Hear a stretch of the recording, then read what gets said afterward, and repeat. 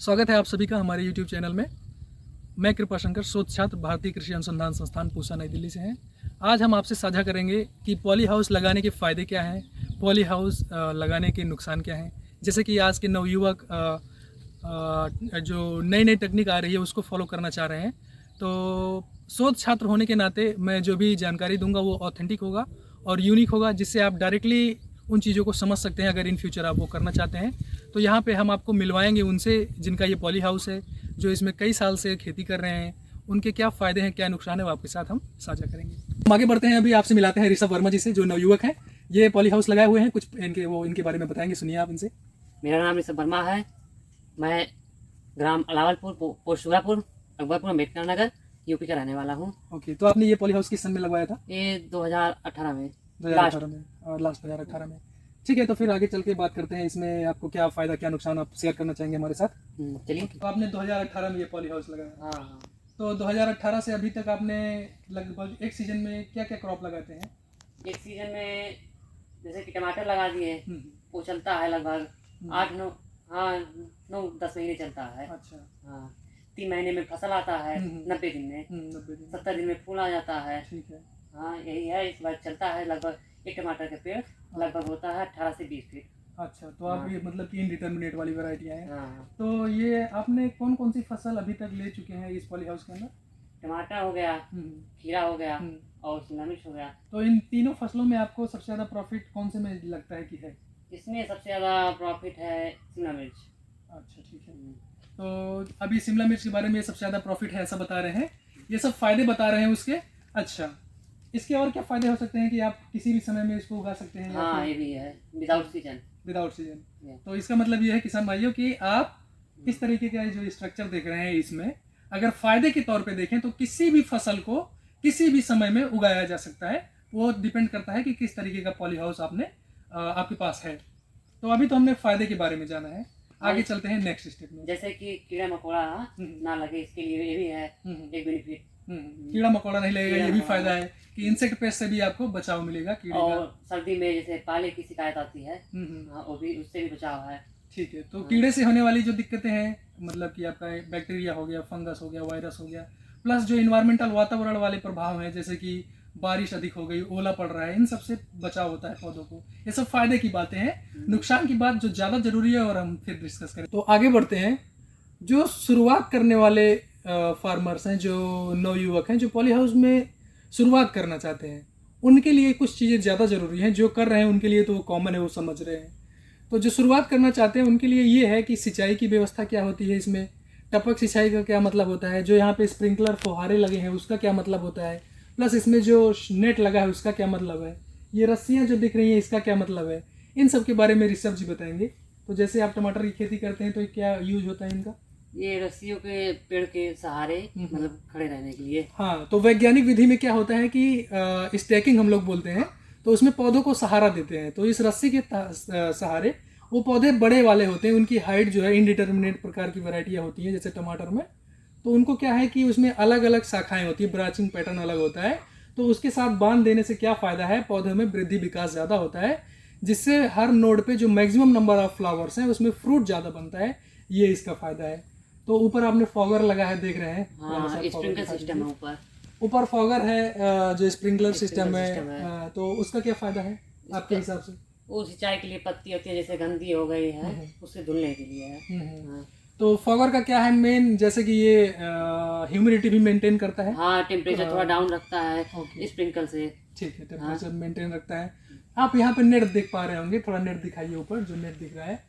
तो ये बंद है, खुला है, इसका क्या मतलब है? खुला है। तो इसको खुले या बंद रहने से आपको क्या लगता है, क्या फायदा नुकसान? खुले रहने से मतलब धूप ज्यादा लगता है, और बंद करने से धूप थोड़ा कम रहता है, ह्यूमिडिटी बनी रहती है।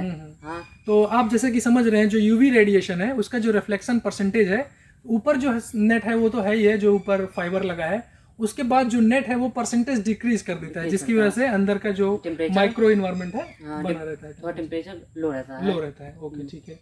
और ये नीचे जो ड्रिप की लाइन है, इसका क्या कुछ बताएंगे इसके बारे में? ये ड्रिप है, इससे सिंचाई होती है टमाटर की, मतलब प्रॉपर फर्टिलाइजर हो गया, वाटर हो गया, यही सब जाता है जड़ में उसके। जी बिल्कुल। तो ऋषभ जी जैसा बता रहे हैं, इससे एक फायदा है, बेनिफिट बहुत ज्यादा है कि इससे कम फर्टिलाइजर में पूरी खेत सिंचाई हो जाती है। बहुत बढ़िया। हाँ, ये तरीका अच्छा है। अब मैं आपको साइंटिफिक लॉजिक इसका बता देता हूँ। ये ड्रिप इरिगेशन होता है, टपक सिंचाई कहते हैं, इजराइल से खोजी गई टेक्निक है। इसमें क्या होता है कि हर एक पौधे के पास छोटे छोटे होल होते हैं और वहाँ पे बूंद बूंद करके पानी पौधे को मिलता है। दिखा देते हैं होल कहाँ तो है। वो होल दिखा देंगे, आप देख लीजिए। इसमें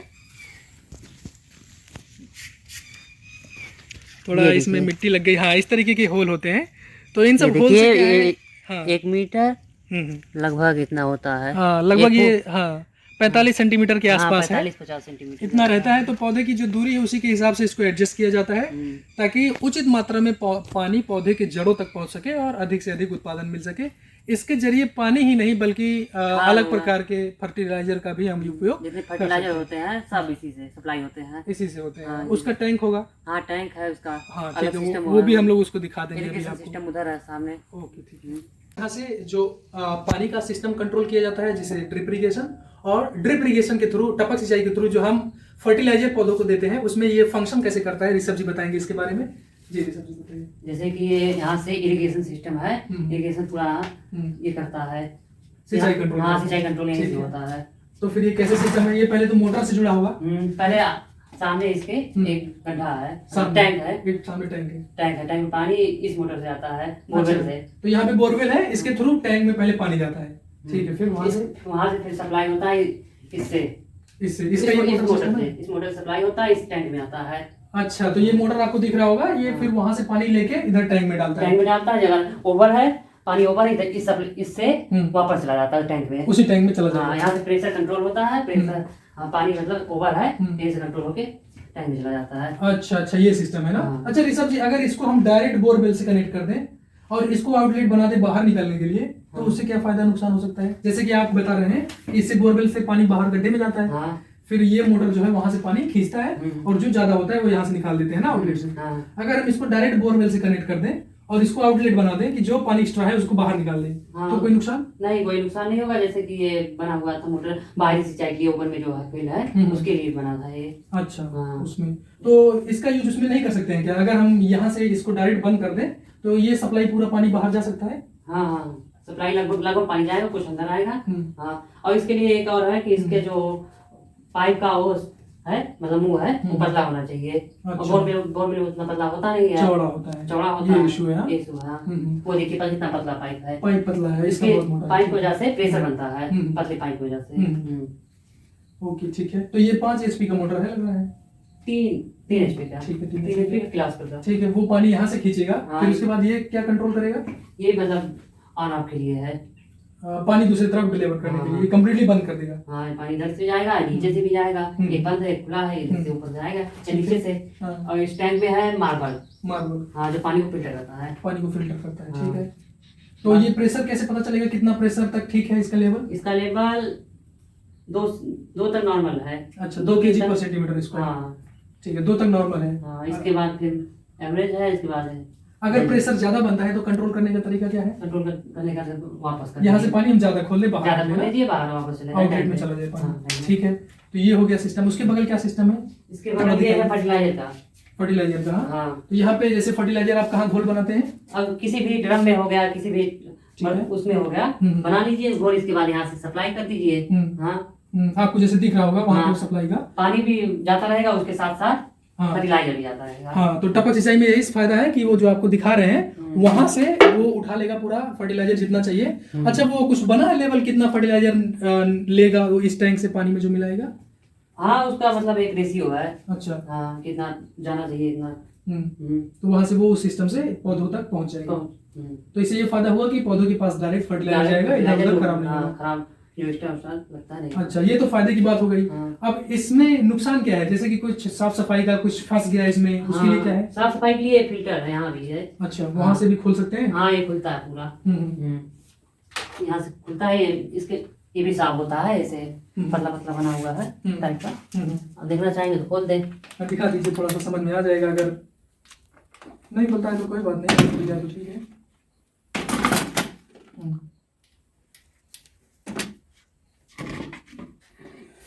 ये ये देखिए, ये जो रिंग टाइप का बना हुआ है, इसी को साफ करना रहता है, सब निकलता है। अच्छा, अगर कुछ उसमें फंसे हैं मटेरियल। हाँ, तो सबसे ज्यादा फंसने की क्या दिक्कत आती है उसमें, खाद या फिर कुछ और?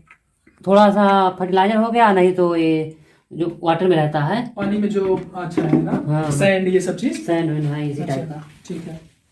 तो इसका मतलब ये हो गया कि जो जहाँ से आप पानी खींच रहे हैं, जो ये इसका टैंक है, हाँ। वो भी क्लीन होना चाहिए, साफ सुथरा होना हाँ, चाहिए, साफ ताकि सुथरा फ्रेश पानी आए, है ना? हाँ, टैंक में ना फंसे। टैंक में ना फंसे, तो ये इशू हो गया।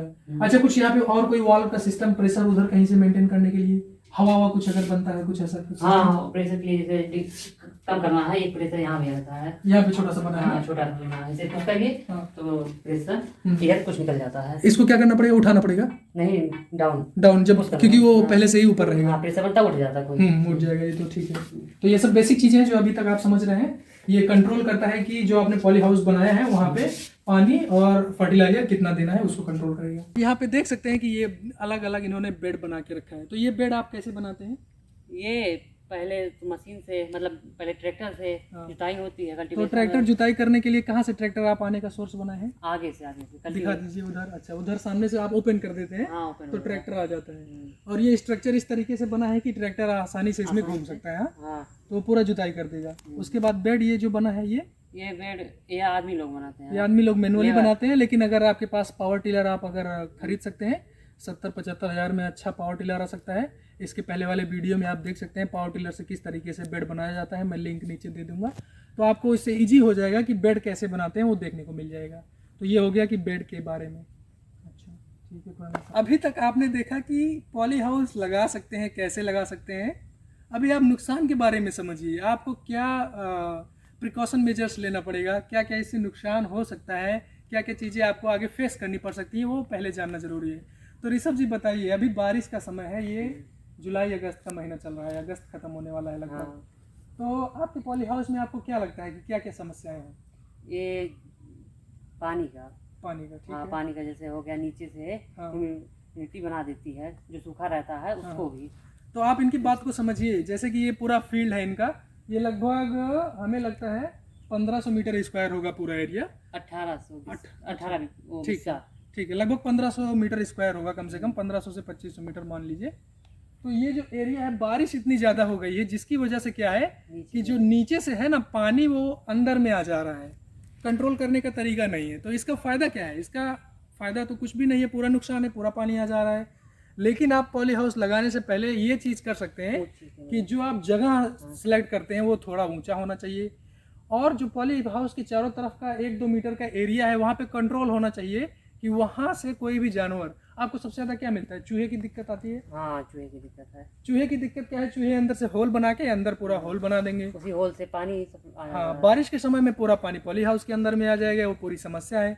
इनके पॉली हाउस में अभी तक फसल लग जानी थी, है ना, हाँ हाँ, शिमला मिर्च लग जानी थी, शिमला मिर्च, हाँ। लेकिन बारिश इतना ज़्यादा हो गया जिसकी वजह से आप देख सकते हैं कि इन सब में आप दिखा दीजिए एक बार, पानी का कितना ज़्यादा प्रॉब्लम है।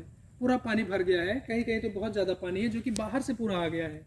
अच्छा, ये पानी का दिक्कत हो गया। दूसरा दिक्कत आप क्या बता सकते हैं? कोई और जानवर फाड़ देता है ऐसा कुछ हाँ, issue? ये पॉलिथीन जो है साइड में जानवरों से थोड़ा दिक्कत है। और हम्म। क्या, जो जंगली जानवर होते हैं बरसात में रहने की ये जगह नहीं पाते हैं, कोई थोड़ा देखते हैं, फाड़ देते हैं। तो बात समझिए आप, जंगली जानवर या फिर कुछ ऐसे होते हैं जो उनसे दिक्कत है। इसका मतलब ये है कि आपका जो पॉली हाउस का एरिया होना चाहिए, उसके चारों तरफ first and most important thing is कि आपको फेंसिंग करना सबसे ज़्यादा जरूरी होगा। फेंसिंग जो होना चाहिए वो ज़मीन से कम आपका 1 फीट ऊंचाई से लेकर के शुरू होना चाहिए, ताकि वो जानवर खोद कर भी अंदर आने की कोशिश ना कर सके या फिर ना आ सके। तो फेंसिंग उसके लिए एक सोल्यूशन हो सकता है। अच्छा, ये हो गई। जैसे कि हम आपको बता रहे थे कि पानी की समस्या आती है, तो आप देखिए पानी की समस्या कैसे आ रही है।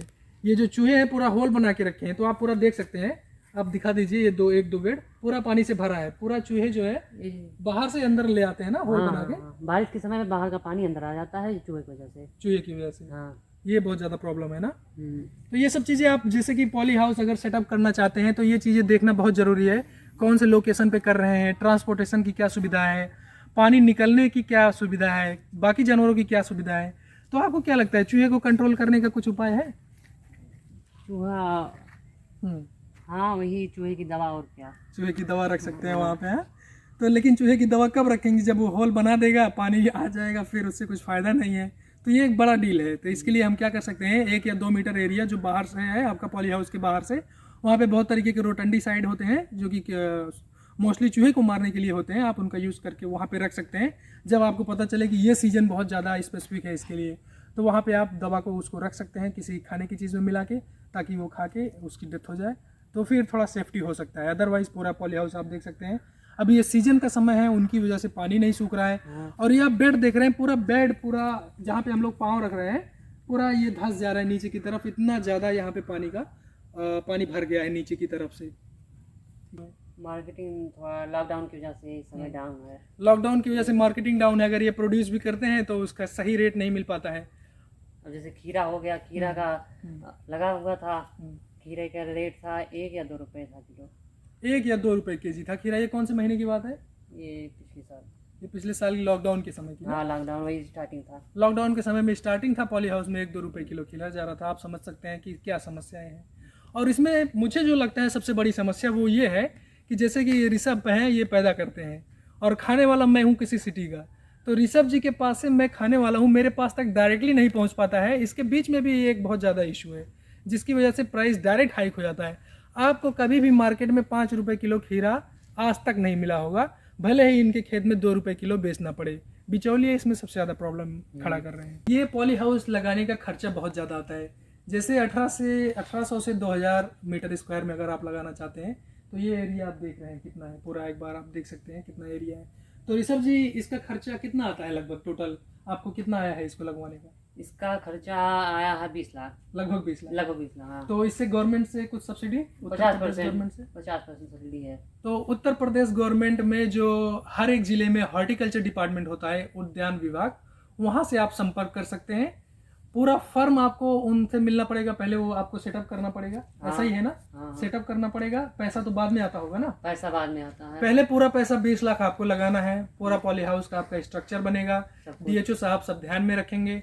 जब आपका फाइनलाइज हो जाएगा तो उसके बाद आप गवर्नमेंट जो है आपको 50% सब्सिडी देगी। डीएचओ हो गए, डीएम हो गए, ये इनसे मिलता है। ये इनके थ्रू आपको जाना पड़ेगा।